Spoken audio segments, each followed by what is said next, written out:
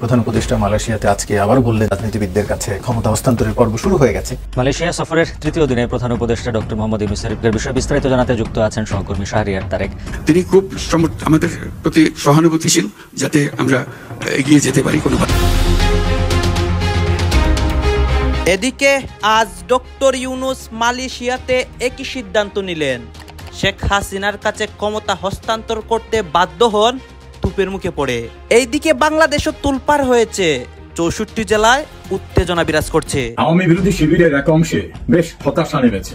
শেখ হাসিনা সরকারকে তাড়িয়ে তাদের কি লাভ হলো, সেই হিসাব নিকেশে এখন তারা ব্যস্ত। ব্রিটিশ বেনিয়াদের সাথে হাত মিলিয়েছে কারা? এই সময়কার ঘাসতি বেগম, কারা এই সময়কার মির্জাফর, কারা চেতনার নামে নামে আজাদি বিক্রি করে দিচ্ছে। আমাদের প্রধান উপদেষ্টা মালয়েশিয়া সফর করছেন। এই সফরকালে মালয়েশিয়ায় তিনি প্রবাসী বাংলাদেশিদের সঙ্গে এক বৈঠকে তিনি অত্যন্ত দৃঢ়তার সঙ্গে স্পষ্ট ভাষায় বললেন, ক্ষমতা হস্তান্তরের জন্য আমরা প্রস্তুতি নিচ্ছি বা আমরা প্রস্তুত। আমরা দেখছি রাষ্ট্রের অনেক বড় বড় কর্তা ব্যক্তিত্ব এখন ডিজিএফআই এর পক্ষে দাঁড়িয়ে যাচ্ছে। আমরা চাই এই প্রতিষ্ঠানটাকে সংস্কার করতে হবে, প্রয়োজনে প্রতিষ্ঠানটাকে ব্যান করে দিতে হবে। তাহলে শেষ পর্যন্ত কি দাঁড়াচ্ছে? ফেব্রুয়ারিতে নির্বাচন হচ্ছে না, এটাই দাঁড়াচ্ছে। কে কি বললো সেটা খুব একটা বর্তমান প্রেক্ষাপটে গুরুত্বপূর্ণ না, কিন্তু এনসিপি কি বললো সেটা খুব গুরুত্বপূর্ণ। একেবারেই বৃথা চেষ্টা।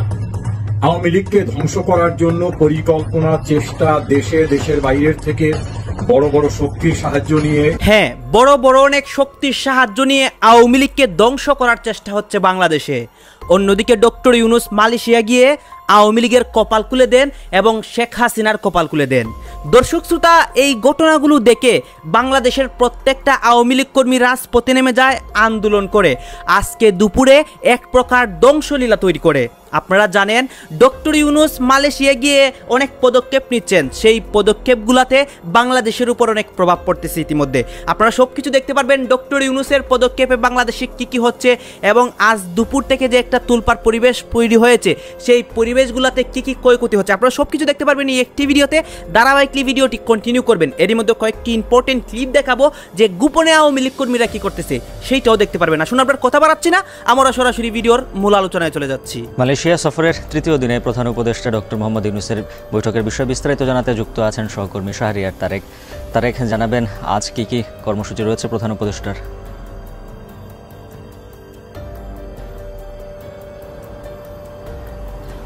উজ্জ্বল, প্রধান উপদেষ্টা যে রাষ্ট্রীয় 3 দিনের সফরে মালয়েশিয়াতে এসেছেন, আজকে তৃতীয় এবং শেষের দিন। সকাল থেকেই তার কর্মব্যস্ততা শুরু হয়ে গেছে। স্থানীয় সময় সকাল 8:30টায় তিনি মালয়েশিয়ার যে শিক্ষা মন্ত্রী আছেন তার সঙ্গে একটি বৈঠক করেছেন, এবং তারপর এখন ফোরাম এশিয়ার যে চেয়ারম্যান তার সঙ্গে তিনি এখন একটি বৈঠক করছেন বলে আমরা জানতে পেরেছি। এর বাইরে তিনি আসলে আজকে রাজধানী কুয়ালালামপুরের পার্শ্ববর্তী রাজ্য সেলাঙ্গুরের সেখানে অবস্থিত একটি পাবলিক ইউনিভার্সিটি থেকে তাকে সোশ্যাল বিজনেসে ডক্টর অফ ফিলোসফি সম্মানসূচক ডিগ্রি প্রদান করবেন। তিনি সেখানে যাবেন এবং সেখানে যে শিক্ষার্থী এবং যারা অতিথিবৃন্দ থাকবেন তাদের সঙ্গে তিনি আলাপ আলোচনা করবেন। একটি পাবলিক লেকচার তিনি দিবেন বলে আমরা জানতে পেরেছি, এবং সেখানে একজন রাজার সঙ্গেও তিনি বৈঠক করবেন বলে আমরা জানতে পেরেছি। তারপর তিনি তার যে হোটেল যেখানে তিনি অবস্থান করছেন সেখানে ফিরে আসবেন। এখানে আরও একটি ব্যবসায়ী বৈঠক হতে পারে বলে আমরা জানতে পেরেছি।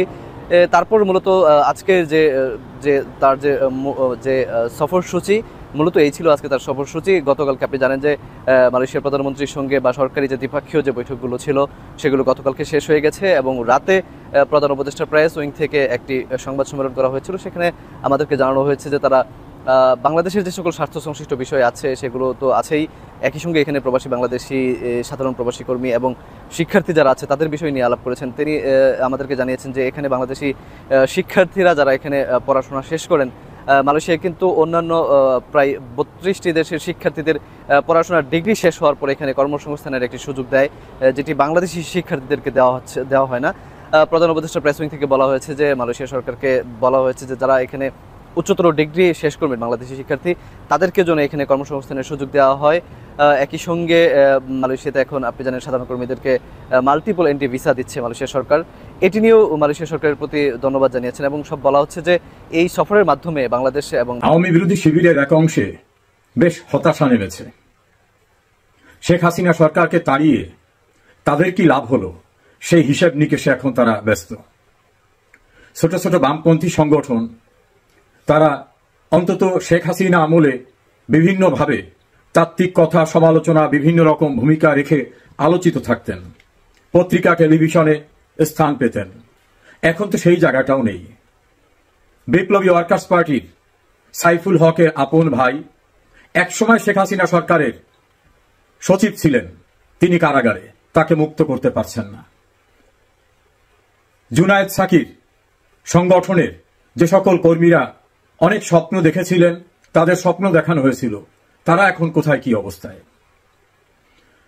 ডাকসুর সাবেক ভিপি, আওয়ামী লীগের সাবেক সাংগঠনিক সম্পাদক মাহমুদুর রহমান মান্না, যার ব্যক্তিগত একটা ইমেজ নিয়ে একটা সংগঠন গড়ে তুলেছেন তিনি, নাগরিক ঐক্য, তার সঙ্গে যারা আছেন তাদের অনেকেই এখন অতৃপ্ত।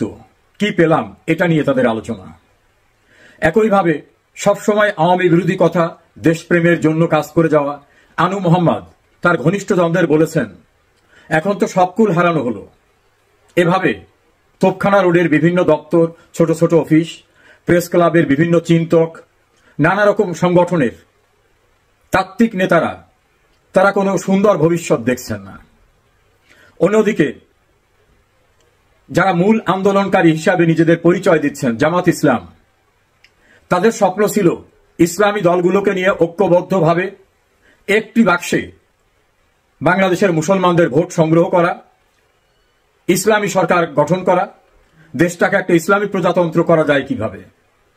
সেক্ষেত্রে মামুনুল হকের সংগঠন, হেফাজত ইসলাম, চরমনাইর ইসলামী শাসনতন্ত্র আন্দোলন, আহলে হাদিস আল সুন্নাত, আহলে হাদিস আল জামাত সহ অন্যান্য সংগঠনের ভিতরে কোনো সমন্বয় এখনো করা সম্ভব হয়নি। তারা ইসলামের মৌলিক কিছু বিষয়ে মনে করে জামাত ইসলাম না ইসলামী দল, না রাজনৈতিক দল। জামাত থেকে বিভাজিত হয়ে এবি পার্টি করা মুজিবুর রহমান মঞ্জু, তিনি তো সুনির্দিষ্টভাবে বলেছেন জামাত ইসলাম না কোন ইসলামী দল, না রাজনৈতিক দল। এভাবে দূরত্বের ব্যবধানটা বেড়েই চলেছে। অন্যদিকে বিএনপির সঙ্গেও তাদের সম্মানজনক সমন্বয় না হয় ভবিষ্যৎ নিয়ে তারাও আতঙ্কিত। তাদের স্বপ্ন ছিল জামাতের নায়েবে আমির ডাক্তার আব্দুল্লাহ মোহাম্মদ তাহেরের ভাষায় এনসিপির যিনি প্রধান নাহিদ ইসলাম, তিনি তাদের ছেলে, তারাই তাকে গ্রোন আপ করেছেন, এবং এনসিপির যে আন্দোলনরত ব্যক্তিরা ছিলেন সবই তাদের, অর্থাৎ এনসিপি তাদেরই সংগঠন। এখন এনসিপির ভিতর থেকে অনেকে চলে যাওয়ার কারণে এনসিপি অনেকে স্বপ্ন দেখিয়েছিল, স্বপ্ন বাস্তবায়িত হচ্ছে না। কেউ কেউ উপদেষ্টা হয়েছেন, কেউ কেউ টাকা পয়সা কামিয়েছেন, অন্যদের কিছুই হয় নাই। নানা রকম অস্থিরতায় কক্সবাজার গিয়ে বসে থাকা, ডক্টর ইউনূস নাকি এখন তাদের কথা শুনছেন না। এভাবে সেখানে একটা বিভাজন। এনসিপি এখন আর তাদের কথিত সৃষ্টিকারী জামাতের সঙ্গে সমন্বিত অবস্থায় নাই। ওই সময়ের আন্দোলনে সাবেক সেনাপ্রধান সহ কিছু ব্যক্তিরা যে সাহায্য করতেন। ডক্টর মোহাম্মদ ইউনূসের অন্তর্বর্তী সরকারের সমর্থকেরা কথায় কথায় আওয়ামী লীগ আমলে ভোটাধিকার কেড়ে নেওয়ার অভিযোগ তোলেন। তবে অন্তর্বর্তী সরকারের 1 বছরেও নির্বাচন দেওয়া হয়নি। বিভিন্ন চাপের মুখে আগামী ফেব্রুয়ারিতে ভোটের কথা বলা হলেও তা নিয়ে রয়েছে অস্পষ্টতা। বিএনপির চা অনুযায়ী নির্বাচনের ঘোষণা দেয়ায় ডক্টর ইউনূসের উপর বেজায় অভিমান করেছে কিংস পার্টি এনসিপি। তাদের সঙ্গে যোগ দিয়েছে জামাত। এই অবস্থায় নির্বাচন আদৌ ফেব্রুয়ারিতে হবে কি না, হলে সেটি কেমন নির্বাচন হবে তা নিয়ে প্রশ্ন ঘুরপাক খাচ্ছে সারা দেশে। ভোটারদের মধ্যেও হারাতে বসেছে নির্বাচন নিয়ে আগ্রহ। এমনকি জুলাই আন্দোলনের নেতৃত্বের জায়গায় থাকা রাজনৈতিক দলের জনসমর্থনেও ধস নেমেছে। আবার অধ্যাপক ইউনূস ঘোষণা দিয়ে বলেছিলেন দেশে আওয়ামী লীগের অস্তিত্ব থাকবে না, কিন্তু এখনো জরিপে তার কিংস পার্টি এনসিপির চেয়ে বহু গুণে মানুষ আওয়ামী লীগকে ভোট দিতে চায়। জরিপ বলছে নির্বাচনে কাকে ভোট দিবেন সেই প্রশ্নে সিদ্ধান্তহীন মানুষের হার 1 বছরের ব্যবধানে বেড়েছে 10%। এর অর্থ হলো যেসব দলকে নিয়ে আগামী নির্বাচন হওয়ার কথা তাদের বিষয়ে দিনে দিনে বাড়ছে নেতিবাচক মনোভাব। এমনকি ম্যাজিক ম্যান ডক্টর ইউনূসের শাসনামলে দেশের রাজনৈতিক ভবিষ্যৎ নিয়ে আশা হারাতে বসেছে সাধারণ মানুষ। চলুন যাওয়া যাক বিশ্লেষণ। অন্তর্বর্তী সরকারের কাজের মূল্যায়ন, সংস্কার, নির্বাচন এবং রাজনৈতিক দলগুলোর জনপ্রিয়তা নিয়ে চালানো একটি জরিপের ফল প্রকাশ হয় 11 August. BRAC institute of governance and development BIGD এই জরিপ পরিচালনা করে। জরিপের প্রশ্ন ছিল আগামী নির্বাচনে কোন দলের প্রার্থীকে ভোট দিবেন। এমন প্রশ্নের জটপট উত্তর দেয়নি প্রায় বহু মানুষ। 48% মানুষ সিদ্ধান্ত নিতে পারছে না কাকে ভোট দিবে, অথচ গত বছরের অক্টোবরে এমন একটা জরিপে এই হারটি ছিল 38%। 10 মাসের ব্যবধানে 10% মানুষ দোটানায় পড়ে গেল। মানে এই 10% মানুষ আগে যাদের ভোট দিবে বলেছিল তারা এখন বুঝতে পারছে ওই দলগুলোর প্রার্থীদের ভোট দিলে যে লাউ সেই কদুই হবে। জরিপে দেখা গেছে নির্বাচনের দৌড়ে থাকা বিএনপি ও জামাতের প্রতি জনসমর্থন কমতির দিকে। কারণটা খুব পরিষ্কার, বিএনপি ও জামাত ক্ষমতায় না থেকেও ক্ষমতাশালী। গত এক বছরে বিভিন্ন ধরনের দুর্নীতি, চাঁদাবাজি, মব সন্ত্রাসের সঙ্গে বিএনপির জড়িত থাকার বহু অভিযোগ সংবাদ মাধ্যমে এসেছে। এসব ঘটনায় অনেক নেতাকর্মীকে বিএনপি থেকে বহিষ্কার করা হয়েছে, তবে এসব বহিষ্কার প্রায় সবগুলোই লোক দেখানো বলেও অভিযোগ আছে। অন্যদিকে মুক্তিযুদ্ধ সহ বিভিন্ন ইস্যুতে বিতর্কিত ভূমিকায় দেখা গেছে জামাতকে। শিক্ষা প্রতিষ্ঠানে ছাত্র শিবিরের আধিপত্য প্রতিষ্ঠার ঘটনা নানান সমালোচনার জন্ম দিয়েছে। সব মিলিয়ে দল দুটির জনসমর্থনে ভাটা পড়ার ইঙ্গিত দেখা যাচ্ছে জরিপে। আগামী সংসদ নির্বাচনে কাকে ভোট দিবেন এই প্রশ্নে মাত্র 12% মানুষ বিএনপির পক্ষে ভোট দেওয়ার কথা বলেছে। গত অক্টোবরে একই প্রশ্নে বিএনপির পক্ষে ছিল 16.30% মানুষ, অর্থাৎ 8 মাসে প্রায় 4.5% জনসমর্থন হারিয়েছে দলটি। অন্যদিকে এখনও 10.40% মানুষ জামাতকে ভোট দেওয়ার কথা জানায়। 8 মাস আগে এটি ছিল 11.30%। আবার অন্য ইসলামী দলগুলোর প্রতি জনসমর্থন নেমেছে একেবারে তলানিতে। আমরা দেখছি রাষ্ট্রের অনেক বড় বড় কর্তা ব্যক্তিত্ব এখন ডিজিএফআই এর পক্ষে দাঁড়িয়ে যাচ্ছে। আমরা চাই এই প্রতিষ্ঠানটাকে সংস্কার করতে হবে, প্রয়োজনে এই প্রতিষ্ঠানটাকে ব্যান করে দিতে হবে। আপনি যদি সিআই এর কর্মকাণ্ড দেখেন, তারা ইন্টারনাল এই ডোমেস্টিক পলিটিক্স নিয়ে তারা কখনোই, আপনি দেখবেন ডিজিএফআই বিদেশে বাংলাদেশ নিয়ে কি ষড়যন্ত্র হচ্ছে সেটি নিয়ে কোনো তথ্য নেই। আপনার এনসিপি পন্থী হওয়ার দরকার নাই, আপনাদের জামাত পন্থী হওয়ার দরকার নাই, আপনাদের বিএনপি পন্থী হওয়ার দরকার নাই। কোন রাজনৈতিক পন্থী হলে সেটার পরিণতি কি হয় সেটা আপনারা 5 আগস্ট দেখেছেন। দয়া করে আপনারা যে শপথ নিয়ে জনগণের সেবা করার জন্য আসেন, আপনারা দয়া করে বাংলাদেশ পন্থী হন। সর্বশেষ সবচেয়ে কনসার্নিং বিষয়, আমরা দেখেছি গুম খুন হত্যার সাথে কিভাবে রাষ্ট্রীয় এজেন্সিগুলো কিভাবে জড়িত রয়েছে। 5 আগস্টের পূর্বে আমাদেরকে ভিলেন বানানোর চেষ্টা করা হয়েছে। আমরা দেখেছি এজেন্সিগুলো মিডিয়াকে নিয়ন্ত্রণ করে, এজেন্সিগুলো হচ্ছে ব্যুরোক্র্যাটদেরকে নিয়ন্ত্রণ করে। সেজন্য ডিজিএফআই নামে যে সংগঠনটি রয়েছে সেটির বিরুদ্ধে যথাযথ ব্যবস্থা নিতে হবে। পৃথিবীতে আর কোন অর্গানাইজেশন নেই। আপনি যদি সিআই এর কর্মকাণ্ড দেখেন, তারা ইন্টারনাল এই ডোমেস্টিক পলিটিক্স নিয়ে তারা কখনোই, আপনি দেখবেন ডিজিএফআই বিদেশে বাংলাদেশ নিয়ে কি ষড়যন্ত্র হচ্ছে সেটি নিয়ে কোনো তথ্য নেই। তারা একটা রাজনৈতিক দলের সাথে আরেকটা রাজনৈতিক দলের, একটা রাজনৈতিক নেতার সাথে আরেকটা রাজনৈতিক দলকে কিভাবে মুখোমুখি দাঁড় করিয়ে দেওয়া যায় সেটি নিয়ে তারা দিনরাত হচ্ছে ব্যস্ত থাকে। আমরা বলবো আপনারা আপনাদের কাজ করেন। এই আনঅডিটেড, আপনারা যদি দেখেন ডিজিএফআই এর কিন্তু অর্থ কখনো হিসাব করা হয় না। একটা আনঅডিটেড একটা ফান্ডের একটা প্রতিষ্ঠান হচ্ছে ডিজিএফআই, এবং সেটাকে দীর্ঘদিন গুম খুন হত্যার সাথে সেটাকে জড়িত করা হয়েছে। দুঃখজনক ভাবে আমরা দেখছি রাষ্ট্রের অনেক বড় বড় কর্তা ব্যক্তিত্ব এখন ডিজিএফআই এর পক্ষে দাঁড়িয়ে যাচ্ছে। আমরা চাই এই প্রতিষ্ঠানটাকে সংস্কার করতে হবে, প্রয়োজনে এই প্রতিষ্ঠানটাকে ব্যান করে দিতে হবে। ব্যান করে দিয়ে এই মিলিটারি অর্গানাইজেশনকে বাংলাদেশ পন্থী হিসাবে গড়ে তুলতে হবে। কোন দলপন্থী করার কোনো প্রয়োজন নাই।